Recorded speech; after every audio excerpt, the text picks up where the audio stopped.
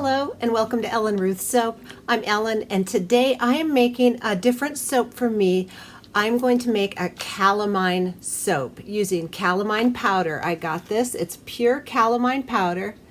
And what calamine powder is simply a combination of zinc oxide with a little bit of iron oxide, and that's where this beautiful pink color, I don't know if you can pick it up, it's this lovely blush pink, and that's from the iron oxide. And each one of those ingredients has very interesting and wonderful skin benefits. That's one of the reasons why I'm making this soap today, other than just the pretty color. But great skin benefits. So let me tell you a little bit about calamine powder and why I'm putting it in this soap.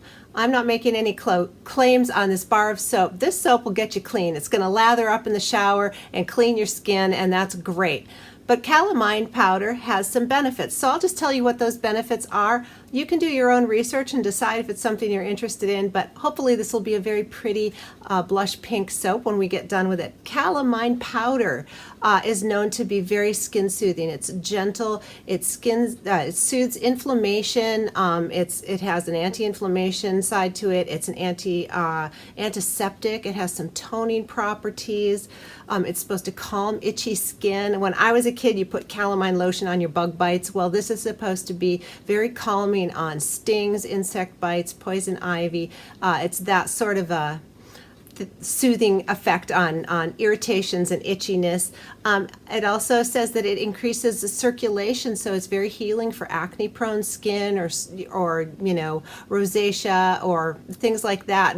Anytime you increase circulation, you get a higher cell rejuvenation turnover. It's very healing. So that's one of the things that calamine powder does. You might want to use this powder if you get it. Try it in soap, but also maybe do a facial out of it. I'm going to be making bath bombs in the future with this calamine powder also, so I will have a soap and a bath bomb combo coming, but that's a whole other story. Let's get back to the calamine powder. So that's some of the benefits I pulled off about that, and I am not going to do any color swirl in this soap for a couple of reasons. I just want to put a heavy load of this calamine powder in there. It will be replacing my kale and clay, and I will do colloidal oats. So I'm going to put a big double dose of this calamine powder in my soap. That's going to be the colorant and the clay in here. And one of the reasons why I'm doing that is because I want the maximum amount I can put in the soap batter and still have it behave, and the fragrance I'm using. I am using Butterfly Meadows today from Nature's Garden, and this smells really, really nice. It's very, I'll read the scent description. It's got a long scent description. Very like fresh. It really smells like you're standing in a meadow, but this got really tough reviews. This accelerates in soap. So no swirls today. I'm going to get up to a very light trace, stir this in by hand, and get it right in the mold because this has a bad reputation for acceleration. That being said, it doesn't cause ricing or separation, and it has a good scent retention after the cure. So I think it's worth the problematic thing, and I was like, well, I'm not doing a swirl today, so this would be the perfect application for this fragrance. Let me read you the scent description for this Butterfly Meadow. It says here, I've got my computer off to the side. Okay, it's the aroma of bright and sunny summer day, fresh outdoors, Butterfly Meadows, begins with top notes of summer dandelion, refreshing verbena, and soft heliotrope, followed by middle notes of spring meadows, lily of the valley, weeping willow, sitting on base notes of sweet pea blossoms and Kentucky bluegrass. That's a mouthful. To me, it just really does smell like a meadow. There's just a gentle floral back note. It's not super floral. It's not super grassy. It's really nice. So hopefully I'll be able to get this in the mold. If I can't, we'll rebatch, but I think we'll be able to do it if I add the fragrance in last. So you're coming along. Let's give this accelerating fragrance a whirl. I will also be using aloe vera juice as the liquid portion in the lye solution, just to kind of amp up all those skin soothing benefits that kind of goes with the reputation of calamine. So the aloe, the calamine, I think this is going to be a really beautiful bar of soap. Let's get it pulled together and make some soap. All right, I've got my oils and butters all melted and ready to go here. So I'm going to add my dry ingredients, which is my colloidal oats and my calamine clay powder. So we'll do 2 tablespoons of colloidal oats like I normally do. And this is a 2 tablespoon measure. I'm going to do 4 tablespoons of my calamine clay in here and no kaolin clay. So this is in replacement of that. What a pretty color that is. I'm really hoping some of that pink comes through because that's just gorgeous. All right, so I'm going to get this blended up and let it sort of absorb in there, and then we will get my aloe vera lye solution and get rolling. I've got my fragrance off to the side, so I'm kind of coming into this with a little respect for that fragrance because it's a fast one.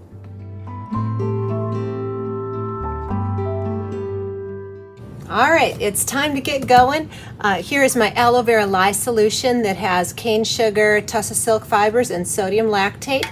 And what I have in here is about a 75% aloe vera juice, 25% distilled water, just to kind of top it off. So that is what's in this little magical pot.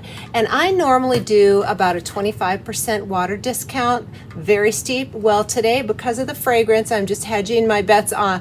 I'm doing about a 33%. So I'm doing a little bit more liquid today, hopefully. What I don't want is soap on a stick. It's okay if it moves fast, but I really don't want this to seize if I can help it. So that is what's going on in here. I also have some pink rock salt. If everything's behaving and I can scoop and texture the top, I might put a little salt down on top just to pretty it up and go with the theme, because there's no swirls. There's nothing like that going on in here. I will stick blend to emulsion, and then I'm going to pull my stick blender out and stir in the fragrance by hand. So, can you tell I'm stalling? That's what's going on. All right, let me get my lye in here, and I'll quit stalling. We're going to get right into this. Oh, I want to show you also. I was at Aldi's in my little town of Dixon, Tennessee, which is a suburb of Nashville, Tennessee. We have an Aldi's store. I love Aldi's, and they had these spatulas there on really good price, and I thought it was the same color as calamine, so I wanted to use my Aldi's calamine colored spatula. Stuff like that tickles me. I don't know. I'm pretty easy to please sometimes. All right, I'm just going to go for emulsion here, very light trace maybe, and then we'll get to that fragrant oil, and I'm really hoping that we don't get soap on a stick. That would be wonderful if we don't. And if we do, you get to come along with me for a rebatch. I don't know, I've had soaps that don't have accelerating reviews accelerate, so the ones that do have accelerating reviews make me nervous going into it. But they're not impossible, you know, if you just have all your prep work done, and of course I'm not going to try any fancy swirls today, so hopefully that'll be good. All right, that is looking like an emulsion, so I'm going to pull my blender out. Pull that out. Okay, guys, here we go. Oh, mercy. All right, I got my calamine spatula. I got my calamine stuff. Let's get this in here, and hopefully we'll just get it stirred in and pour. I'm not going to mess around. There we go. Stir, stir, stir. Because I definitely want it, you know, stirred in. Oh, I can feel it thickening already. Let's get to pouring. That is not a mess around fragrance. I tell you what, look at that. It is already, woo! We got it in the mold, y'all. All right, that's exciting. Look at that though. I mean, literally seconds on that. Seconds till it firmed up. So, let me try and smooth out this top and see if we can make something look pretty on here, but I am delighted we got it in the mold. That is great. Wow, y'all. Do not mess around with that fragrance, or maybe if I ever get it again, I'll use it in a different application. Look at that. It is rock hard already. Holy moly. Holy cannoli. Look at that. That is crazy. All right, I'm going to actually mash this down with my hands and kind of work it in, because this literally is not even blending in. Y'all, this is crazy. All right, so now the question is what to do with this top, because that is not pretty. Oh my word, that's not pretty at all. Maybe I'll make a little, I don't know. Let's just see what we can do here. I have never seen a fragrant oil do this. I mean, look at that. It's like not even bonding to this down here. In fact, I could just scoop that off. Isn't that crazy? Look at that. Okay, y'all, that is the weirdest thing ever. I think, let me think on this. I am going to pull off all this crazy loose stuff and put it in a rebatch. Let me just show you. Let's just do this together here. You're coming with me. I'm going to scoop off all this crazy business. So that first pour that I did went in the mold, and now I've got all this craziness. What I'm going to do is make a tiny little batch of some soap, and I will just pour a little kind of frosting layer on here, and that'll pretty up the top. And maybe I'll do my salt on that, because these are going to be really short bars. So, all right, look at that. I mean, y'all, that is insane.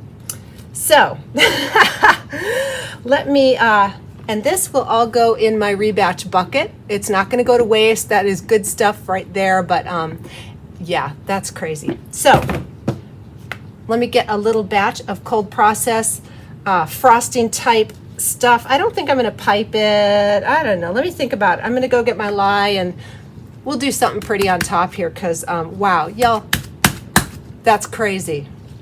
Within seconds. All right. Caution on the butterfly meadows for cold process. Be careful.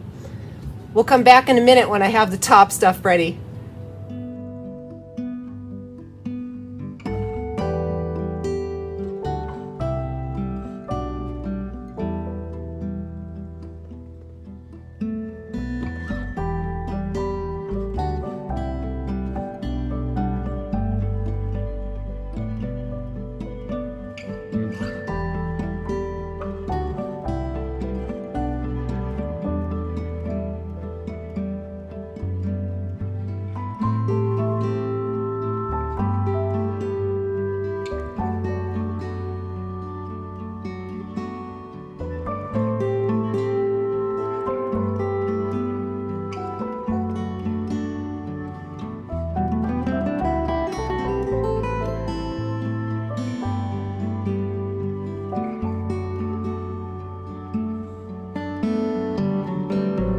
All right, it's the next day, and that was exciting, wasn't it? Oh my goodness. So the top here, let me just tell you about the top. I ended up making a small batch of soap, and I've been meaning to do some embeds, so I went ahead and poured some moon embeds for a later date, and so that'll be for an upcoming video. And I took some of that leftover and just finished off the top here, because that was just very strange. I know I said the word crazy too many times. I kind of get in a loop sometimes. But super, super odd. That got really hard, and anyway, I'm glad we got it in the mold. So here it is. I think the top looks really pretty, and I'm very anxious to see how that pink color came out on the inside. If it's still pink, if it has that calamine blush color, I'll be very happy. So there's only one way to find out. There's not a lot going on inside here. I just, did a little swirly on top. It's a very shallow top. But let's get into these and see what we've got going on the inside.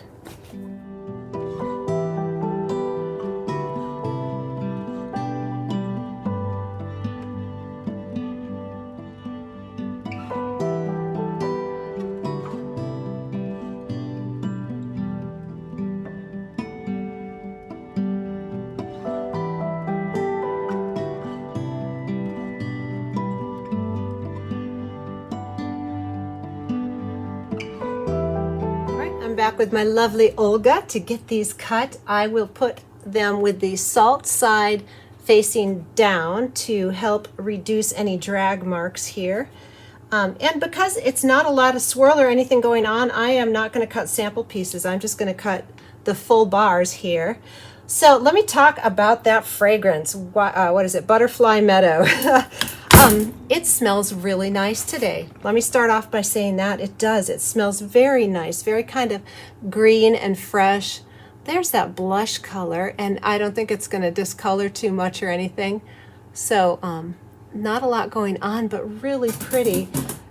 And the fragrance smells really good, but I will probably not use that in cold process soap ever again.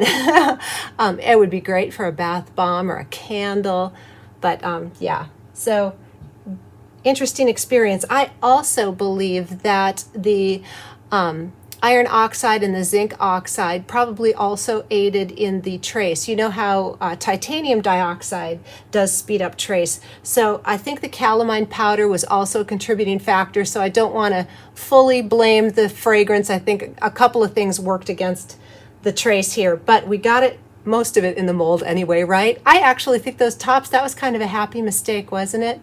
I think it turned out kind of cute. Plus I got my moon embeds made, so I'm calling it a win.